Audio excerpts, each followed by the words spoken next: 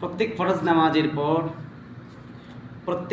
নামাজের পর আয়াতুল কুরসি তেলাওয়াত করা। তেলাওয়াতে আয়াতুল কুরসি সালাম ফিরানোর সাথে সাথে আল্লাহুম্মা আল্লাহুম্মা আনতাস সালাম ওয়া মিনকাস সালাম তাবারাকতা ইয়া যুল জালালি ওয়াল ইকরাম পড়তে থাকা। আস্তাগফিরুল্লাহ আস্তাগফিরুল্লাহ আস্তাগফিরুল্লাহ তিনবার পড়েছেন রাসূল করিম সাল্লাল্লাহু আলাইহি ওয়াসাল্লাম। আমরা তিনবার পড়ে নেব আস্তাগফিরুল্লাহ আস্তাগফিরুল্লাহ।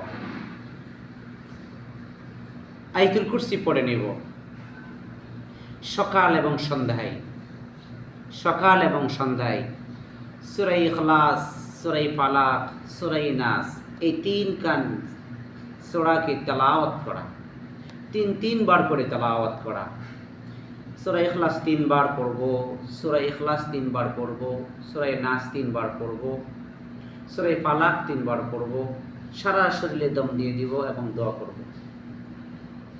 আল্লাহুম্মা আইন্নি আলা যিকরিকা ওয়া শুকরিকা ওয়া হুসনি ইবাদাতিকা। তো এই দোয়া পড়ে নেব ইনশাআল্লাহ। আল্লাহ আমাকে সালাত পড়ার মতন তৌফিক দান করো, তোমার ইবাদত করার মতন তৌফিক দান করো। তুমি যে আমাকে তৌফিক দান করেছো এই জন্য